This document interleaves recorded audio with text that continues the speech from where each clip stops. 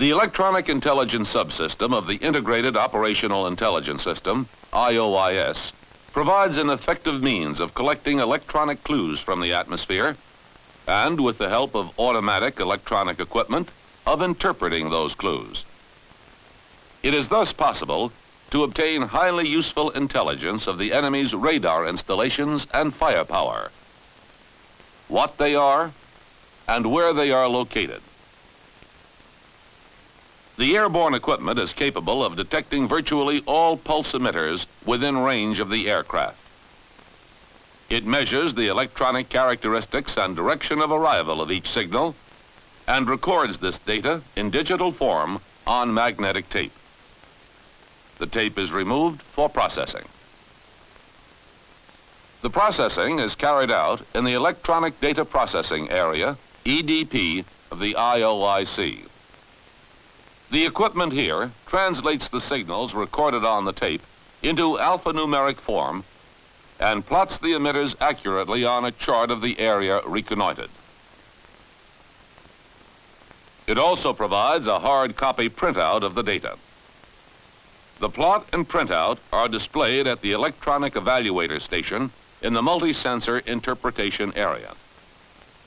With the information the system automatically supplies about each plot point, the electronic evaluator is able to identify the type of emitter represented. In addition, the emitter plot thus obtained may be directly correlated with photographic intelligence. With this correlation, it is possible to combine electronic information about emitters with a visual presentation of their locations. Thus confirmed, the information becomes an extremely valuable item of reportable intelligence. The electronic subsystem of the IOIS is a new concept, particularly that part of it that does its work in the aircraft, the up system, as we call it. Everybody has some idea of the photographic principle and how a picture of the scene below gets on the film carried in the aircraft. But what is the means that puts the electronic equivalent of an image on magnetic tape? And how does the signal get from the tape into usable form back in IOIC? In this film, we shall examine the answers to these questions. We shall also trace the role played by the electronic evaluator before, during, and upon completion of a reconnaissance mission. During the planning phase of a mission, the electronic evaluator works closely with the other mission planners. At the outset, he asks the computer to provide him with the electronic order of battle for the area to be reconnoitered, for example, the island of Cuba. On instructions from the computer, a man in EDP mounts the appropriate order of battle tape. On instructions from the electronic evaluator station, the computer reads the tape and provides an automatic plot of all known emitters on the island. The electronic evaluator studies the plot. He analyzes it with the proposed reconnaissance mission in mind. His advice is important in the mission planning. He reports on the types of emitters and their range and indicates the probable zones of increasing danger for the reconnaissance aircraft. The outer zone, in which the aircraft can avoid detection, but will not itself be within detecting range of all emitters. The intermediate zone, in which the aircraft can detect all emitters, but can itself be detected. And the inner zone, in which the aircraft will be within range of surface-to-air missiles.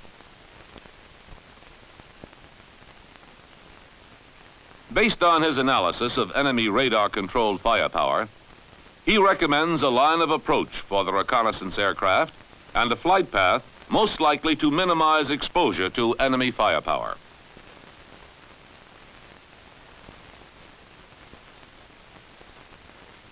In addition to this role in the planning, The electronic evaluator also recommends when the pilot should energize his defensive ECM equipment so as to deceive the enemy fire control radar.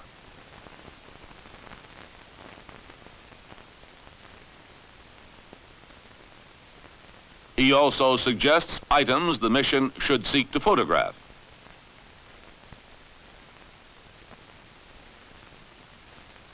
For example, he may have an emitter suspense site, as an unconfirmed site is called, at a point from which a previous flight received an emission. Now he requests that photo intelligence be sought to help confirm the site. At the aircraft, the magnetic tape is installed. As is the case with photographic film, the tape will have recorded on it the date, detachment, squadron, sortie, and the time of each emitter intercept. To accomplish this, the Signal Data Converter Group provides for the fixed data, date, detachment, sortie, and so on.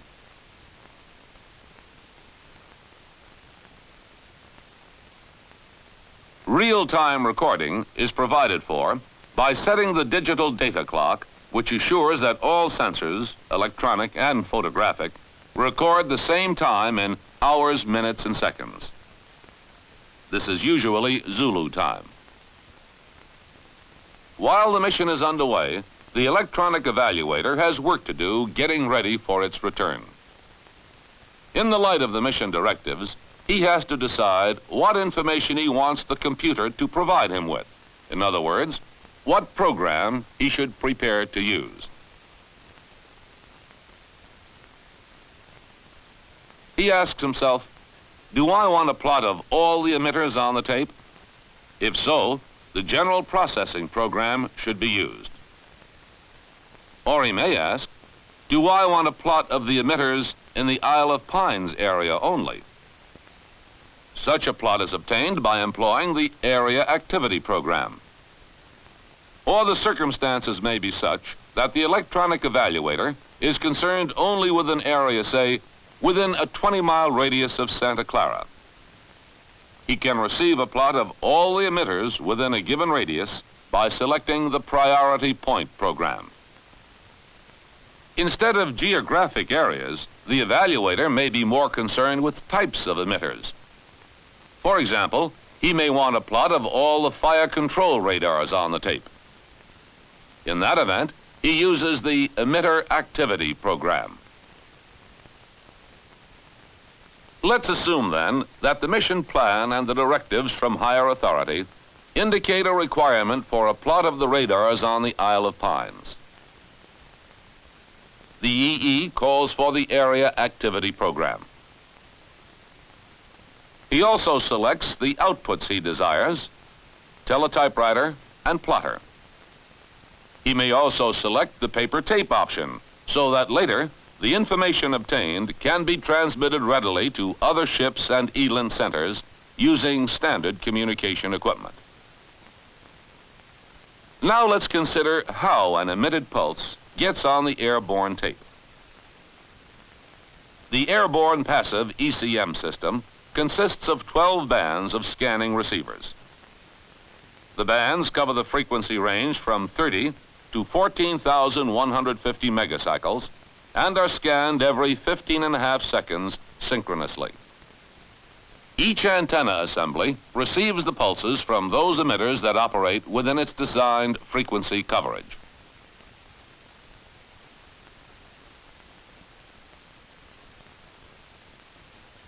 This system is capable of analyzing a pulse and recording its characteristics on the magnetic tape in digital form, along with flight data and other related useful information.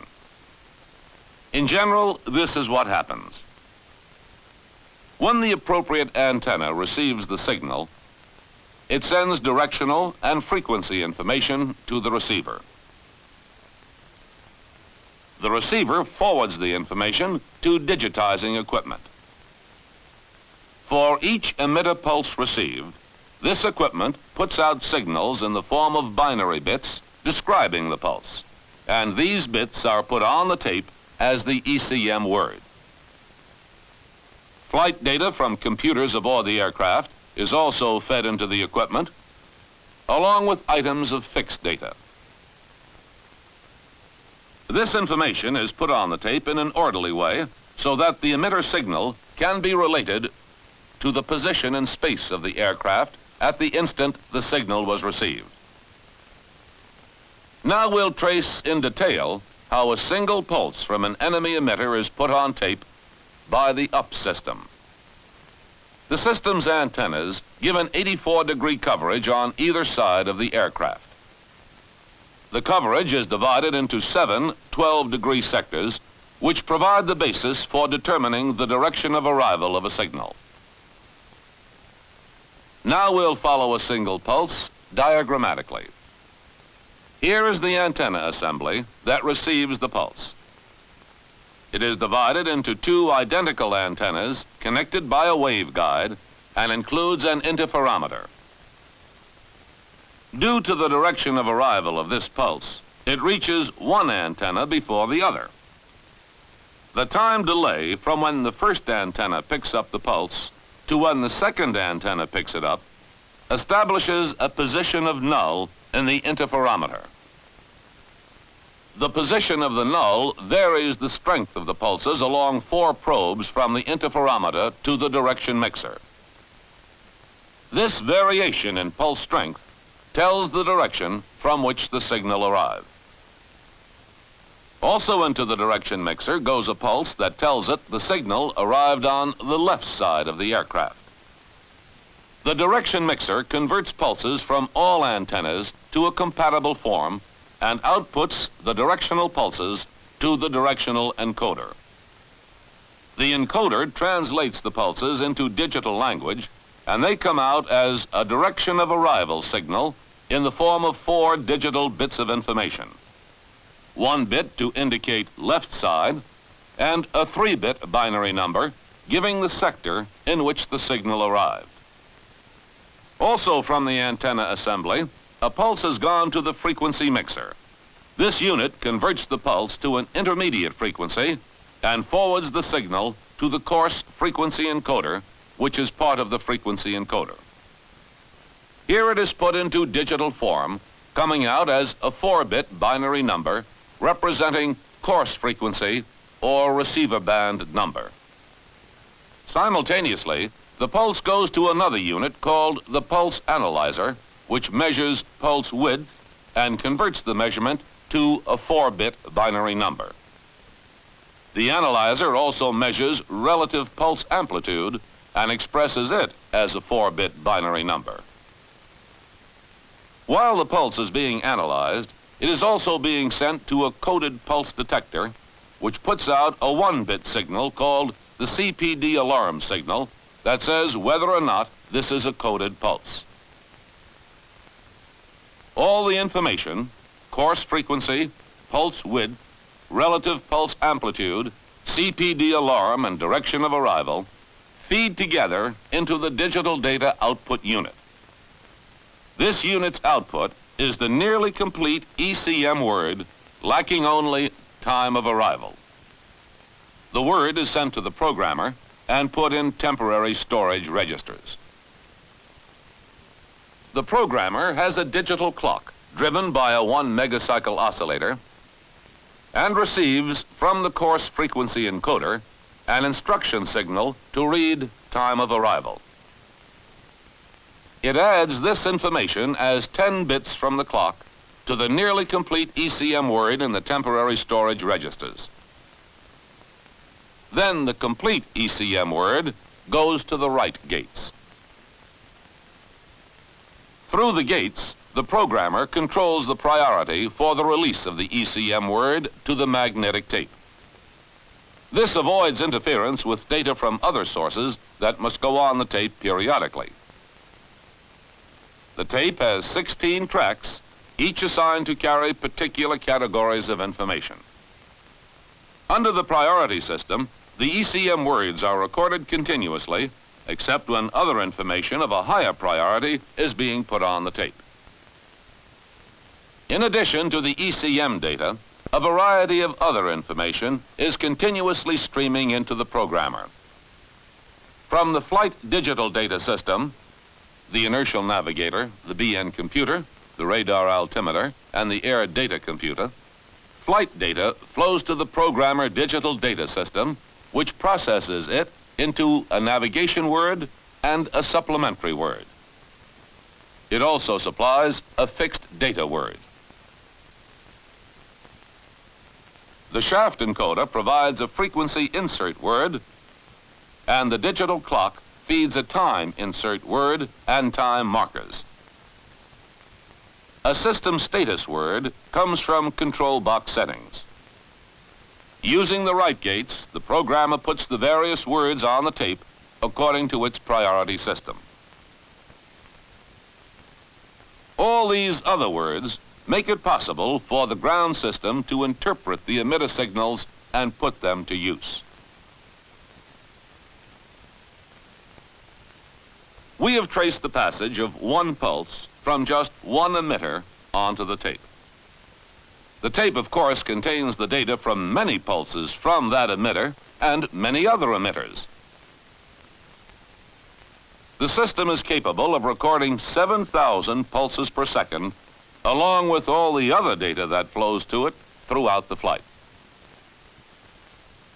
Even though all the bits of data are placed on the tape in an orderly manner, they now have to be sorted out and reassembled to make them intelligible.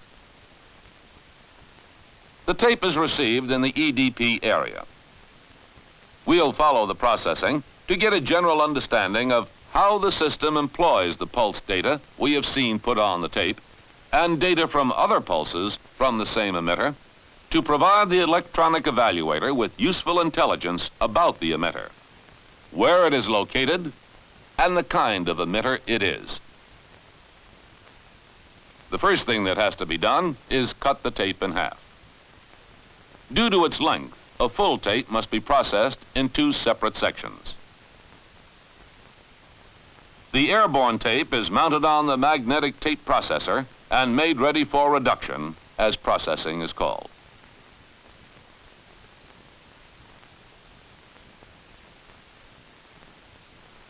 Let's look at a diagram of the overall processing system. We can think of the Q20 as being at the center of things. It has a two-way channel to the magnetic tape processor, in which the airborne tape is mounted, and to each of the magnetic tape units, or MTUs. It is also in two-way communication with the EDP teletypewriter. Also included in the system is a paper tape unit.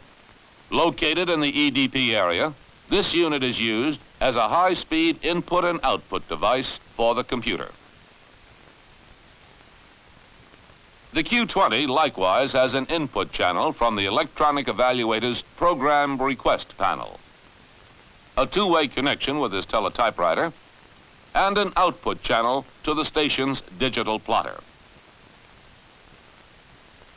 The evaluator sets up for the area activity program, gives the computer the geographic coordinates of the area boundaries, and stands by to receive information.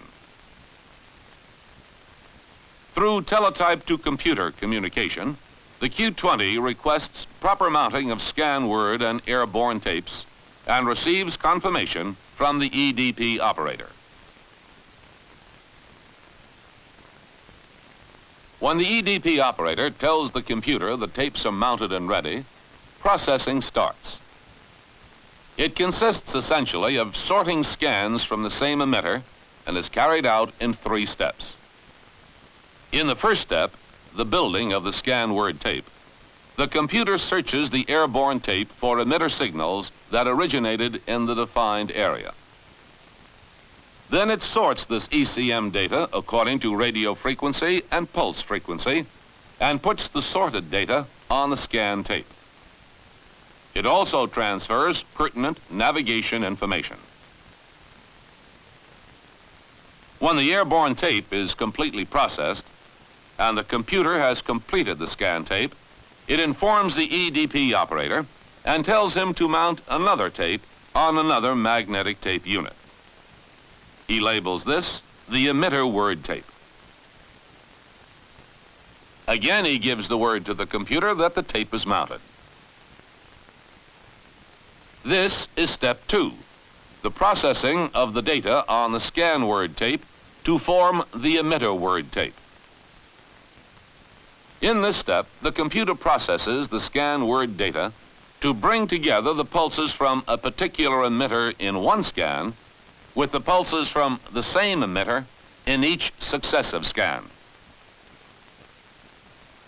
The computer does this for every emitter detected by the aircraft in the designated area and puts the sorted data for each emitter on the emitter word tape. The appropriate navigation information is also transferred. During this time, the computer also sends to the electronic evaluator a running summary of the information that is being decoded by the processing. His teletype gives him a readout of how many emitters have been processed.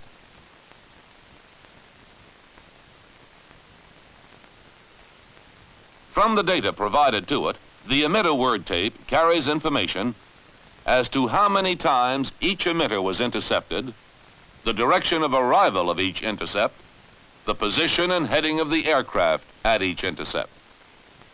With this information, step 3 is possible. That is, the processing of the final data tape, which has now been mounted on another MTU. Step 3 involves reading information recorded on the emitter word tape back into the Q20, which utilizes it to determine the location of the intercepted emitters. Having a series of positions and headings of the aircraft and the direction of arrival of each intercept, it is a simple mathematical task for the computer to determine the location of the emitter.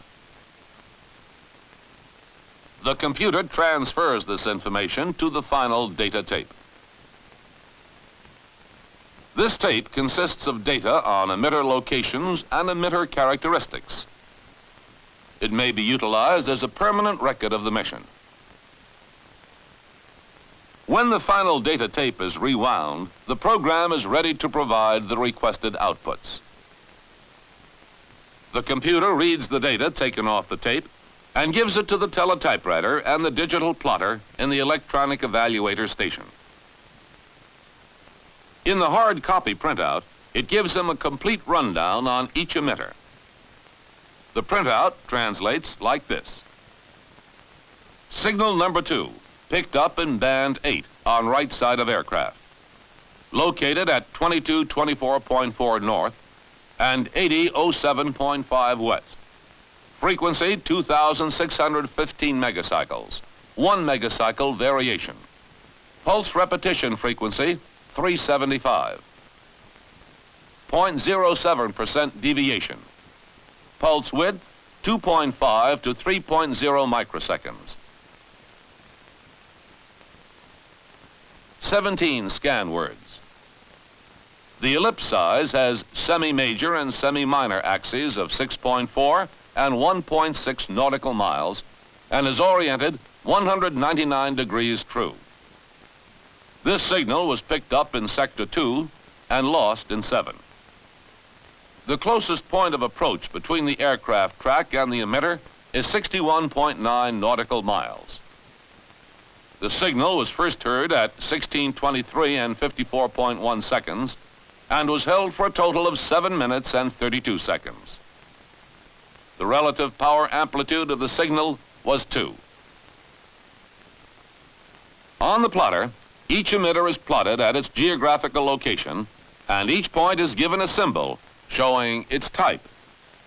Ground control intercept, early warning, missile control, coastal surveillance, or as in this case, unknown.